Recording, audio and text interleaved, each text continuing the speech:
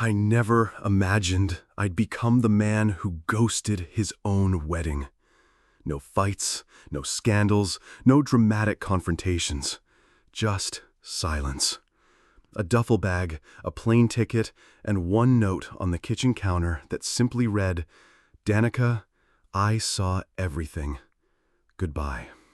Danica and I met at a film festival in Portland when we were 25. She was luminous, talking passionately about art house cinema and the documentaries that changed her worldview. I was drawn in instantly. We spent that night walking by the river, talking about everything from childhood fears to retirement dreams. That conversation turned into coffee dates and eventually into a life together. For 5 years, we were inseparable. She was extroverted with a magnetic energy that pulled everyone in. I was quieter, more methodical, an editor by trade, used to catching details and preserving meaning. She used to joke that I was the logic to her fire, the calm to her storm. I believed her. I knew her best friend, Keely, rubbed people the wrong way. Loud, impulsive, and obsessed with living your truth, she often dragged Danica into wild nights and Instagram-fueled drama. But I trusted Danica. I thought she saw through the chaos. I thought she chose me, not that life. Then, one Tuesday afternoon, a small velvet pouch changed everything. It was on our front porch, left casually between a flower delivery and a parcel of wedding invitations. Inside was a pink flash drive and a handwritten note that said, "To the boldest bride I know, you earned every minute of it. XO Keely." I should have ignored it. Maybe I could have tossed it, dismissed it as another of Keely's ridiculous gestures.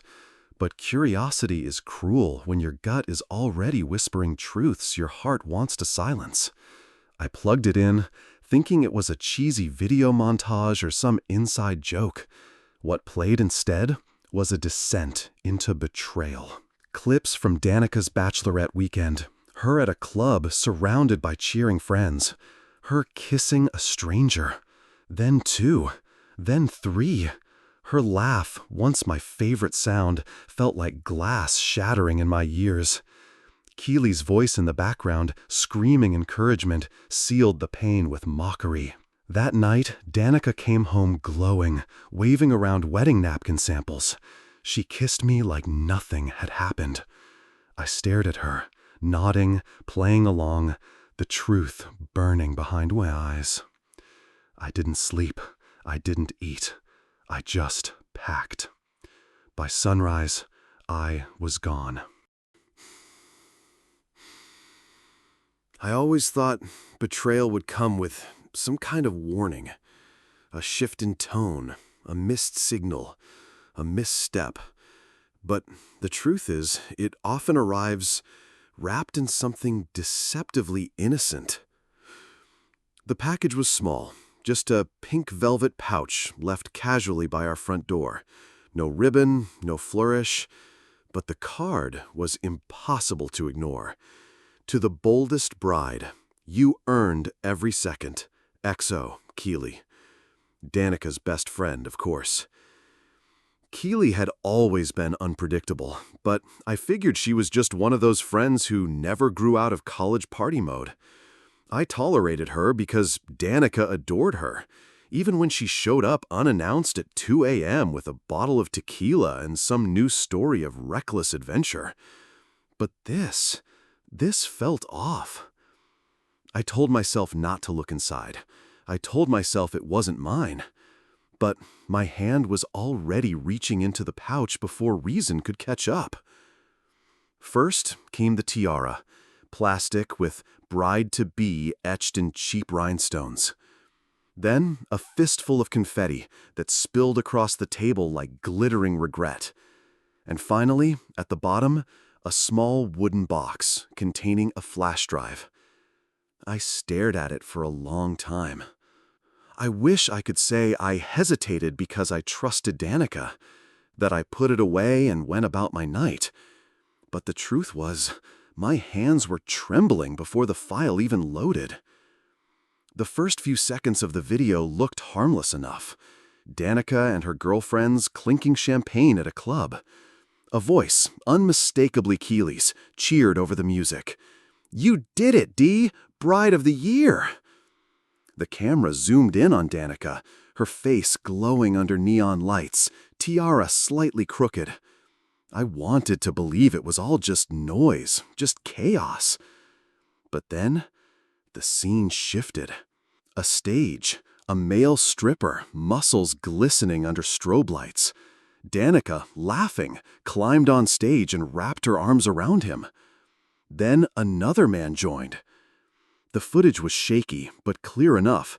Danica pulling one of them by the hand toward a private room, her friends hooting and throwing bills. I paused the video. I told myself, maybe it ended there. Maybe she just flirted. Maybe it was all just harmless fun. But I already knew. I pressed play again. The next clip shattered any remaining illusion. Danica sat in a lounge area with 3 men, each more handsy than the last. One leaned in to kiss her, and she kissed him back. No hesitation, no shame.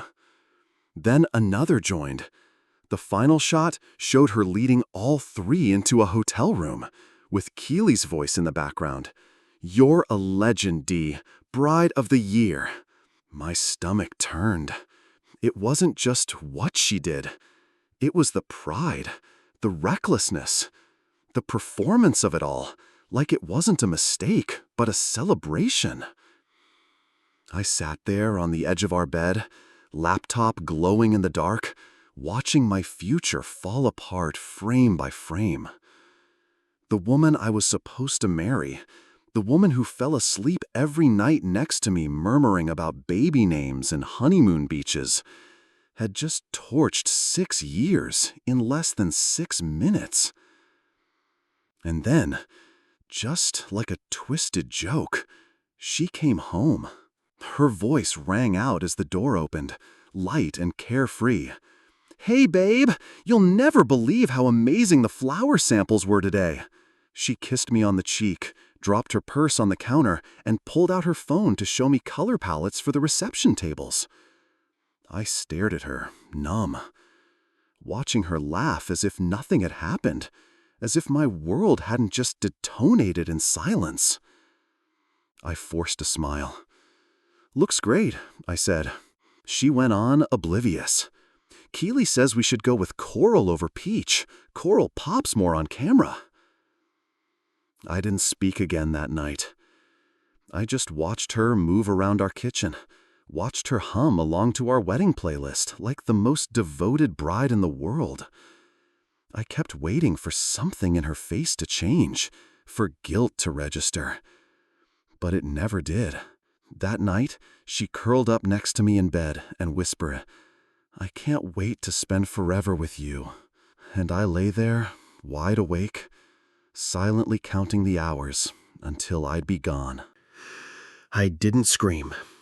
I didn't cry. I didn't even confront her. There was no grand explosion, no slamming doors or raised voices.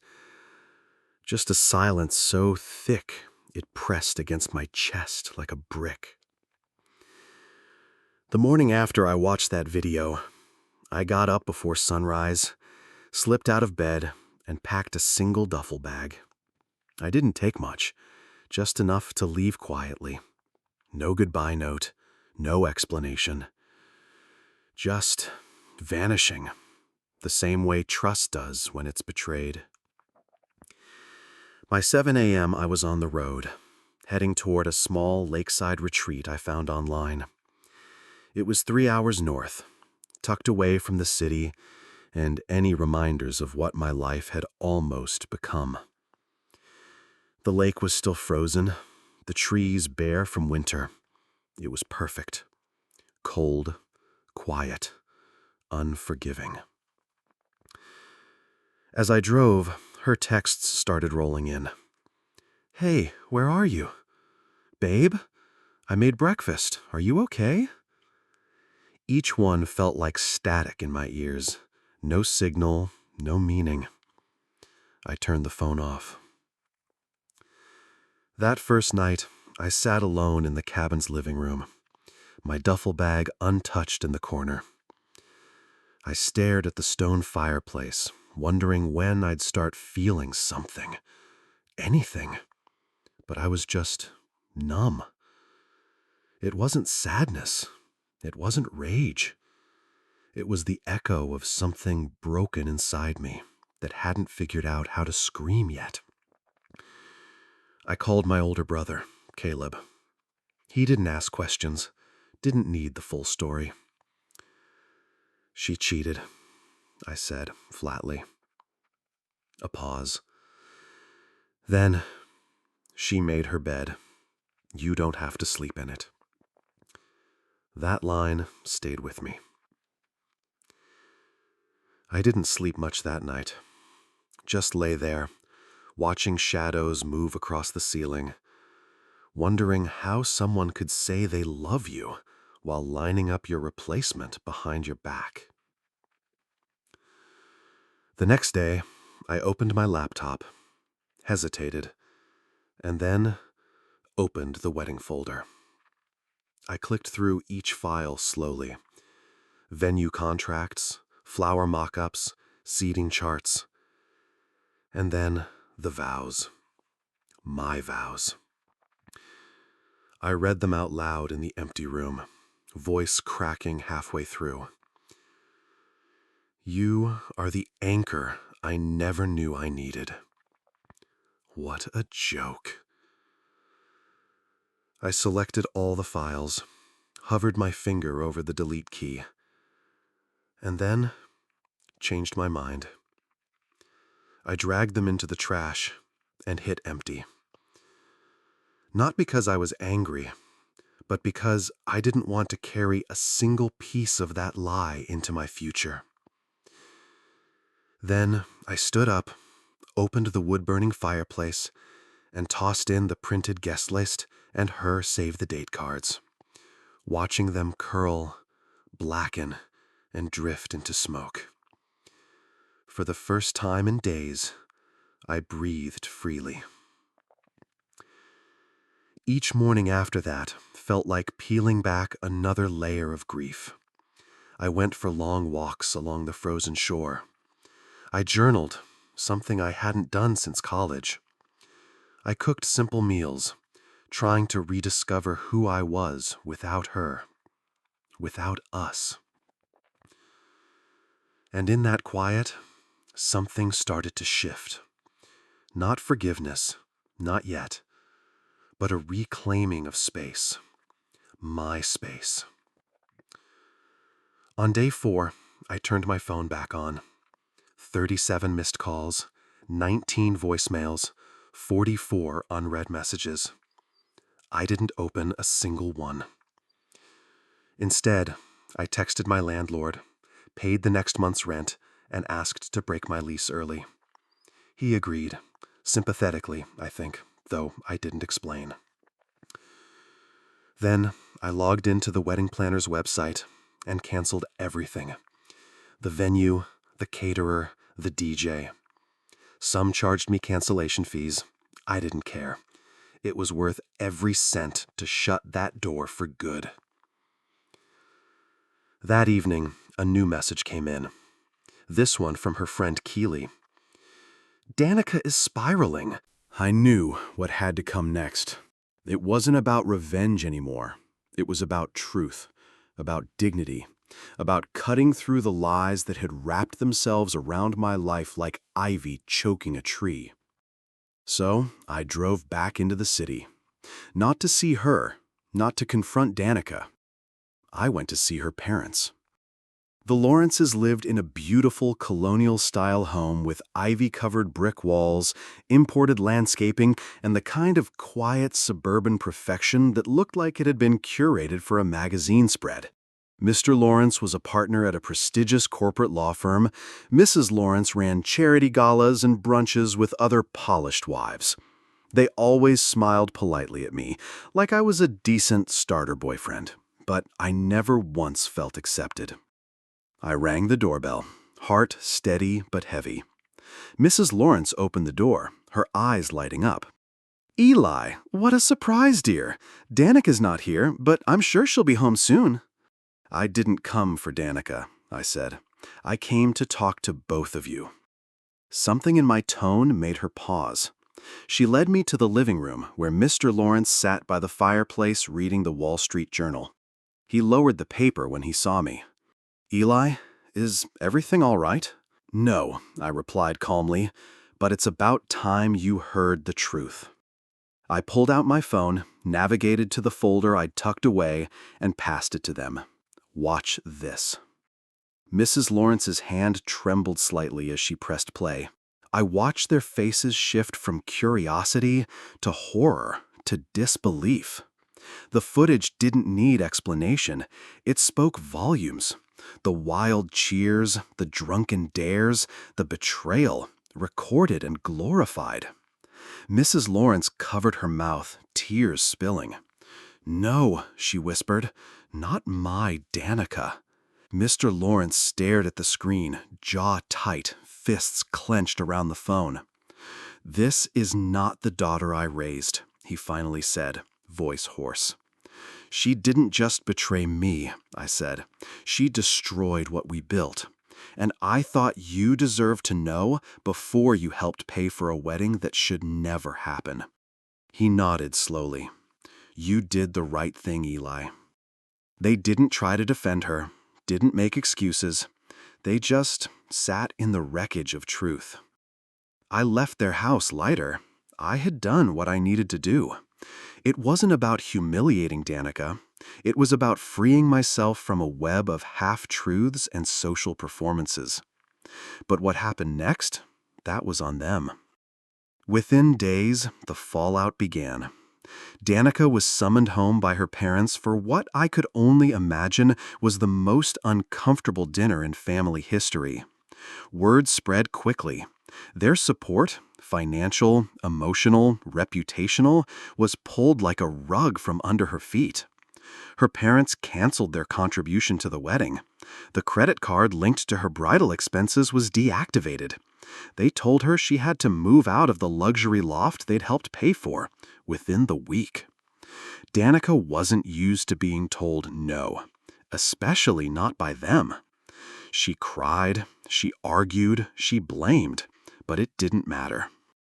Then came the second blow, her job. She had a cushy position at a marketing firm where her dad's connections had played no small part in getting her hired. When whispers of the video started circulating, thanks to someone in her circle who didn't know how to keep things quiet, it didn't take long for HR to act. She was let go due to restructuring, who we all knew better. The life she curated was unraveling thread by thread. But here's the twist. Her friends, those party girls she defended over me for years, didn't stand by her either. Brinley, her so-called best friend and co-architect of that night, was the first to jump ship. "She's a grown woman," Brinley told a mutual friend. "I didn't force her to do anything. Danica made her choices. Don't drag me into it." Just like that, the girl who once stood at the center of every social plan became radioactive. Others followed. Friends who once cheered her on at brunches now crossed the street when they saw her. The group chat she curated with pride went silent.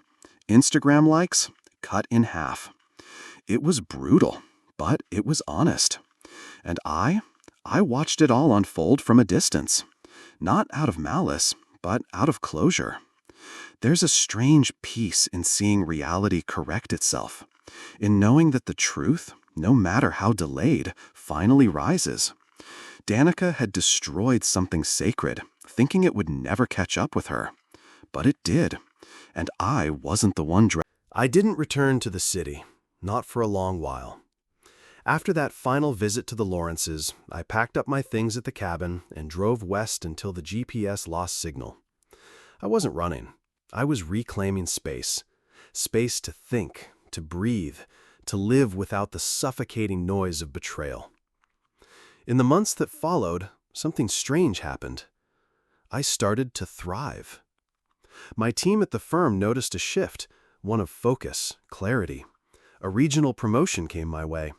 I was sent to Austin to help open a satellite office, and the change of scenery felt like a clean break, a reset button I never knew I needed. There was a woman there, Rachel, not the same Rachel from Danica's friend group, but someone new. She managed logistics for the launch team. She was smart, reserved, and didn't flinch when I told her I wasn't looking for anything serious. We didn't fall in love, not right away, but we laughed over tacos, shared late-night coffee in conference rooms, and spoke honestly about things that mattered, about scars, about starting again. Meanwhile, the silence from Danica grew louder. No calls, no texts. Until one evening, back in my Austin apartment, I opened my inbox and saw the subject line, "My deepest apology." It was from her personal email, a long message, carefully written, probably rewritten a dozen times before she hit send. I didn't read it. Not because I didn't care, but because I'd already turned the page. Her choices had spoken louder than anything she could say. And her apology, however genuine, wasn't for me. It was for her, a way to soothe her own guilt, not rebuild what couldn't be fixed. Some people want closure with a bow on top, but real closure? It's silent. It's the decision you make every morning not to go back to what broke you. The occasional updates about her came secondhand. Danica had lost her job, that much I already knew. But what surprised me was how quickly her support system collapsed. With her parents cutting ties and her social circle shrinking, she'd moved into a shared flat on the less polished side of town. Word was she'd picked up part-time hours at a boutique downtown, folding clothes, organizing displays, answering questions from women shopping for events she used to host. Poetic, really. The woman who once thrived on luxury now explained return policies for cocktail dresses. I didn't take pleasure in her fall, but I didn't mourn it either. She had made her choices. She had played with fire, and for once, no one came to save her from the burn. I never responded to the email. I never called back. I never explained myself. Some things don't deserve explanations. Danica had always been good at escaping consequence, masking mistakes behind charm and selective memory. But not this time. This time, the consequences stuck. And maybe that's what needed to happen for her to truly see herself. I saw her once, accidentally. Months after everything, I was back in town for a corporate event, and I ducked into a quiet cafe near the venue. She walked in 5 minutes later, hair pulled back, wearing a uniform with a name tag pinned to her collar. She didn't see me. Or maybe she did and looked away. Either way, we didn't speak. There was nothing left to say. And yet in that moment, I felt calm. Not angry, not smug, just done. I paid for my coffee and walked out without a backward glance. We all think we know how heartbreak ends, with screaming, with confrontation, with emotional fireworks. But often, it ends like this. A quiet room, a nod across a cafe, a decision to keep walking. Danica had once been my world, the centerpiece of every plan, every future dream. Now, she was just someone I used to know. And I was whole again. Not because someone fixed me, but because I refused to stay broken. They say rock bottom teaches you lessons that mountaintops never will. But what they don't say is that peace, the kind that stays, isn't found in revenge or apologies. It's found in letting go. After everything with Danica, with Tasha, with her parents and their judgments, I didn't rise by fighting harder. I rose by walking away. Not to prove a point, not to make her suffer, but because I realized my value had never depended on her love, her approval, or her loyalty.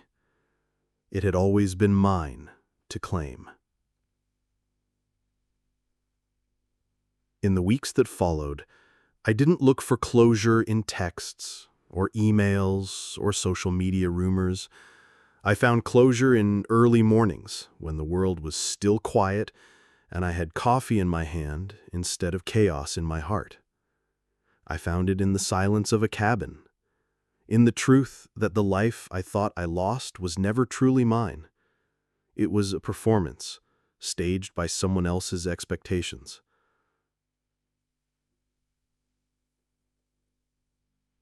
And now? Now I live with intention. I don't chase answers. I build new questions.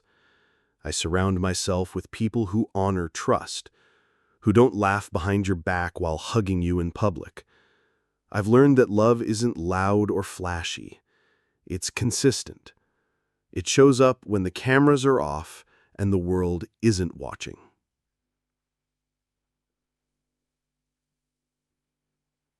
If you've ever been where I was, betrayed, humiliated, left questioning your own worth, hear me now. You are not what they did to you. You are what you do with the truth. And the truth is this: you get to start over. You get to choose peace every single day. Danica's fall wasn't my victory. It was her consequence. But my strength, that was my reward. Not because I exposed her, not because I walked away, but because I didn't go back. I didn't let pity override my principles. I didn't let loneliness rewrite the ending. I chose self-respect over sympathy, and it changed everything. Have you ever walked away from something that once meant everything? Share your story below. I read every comment. And if this story hit close to home, subscribe to the channel. We're building a space where truth is honored and resilience is celebrated.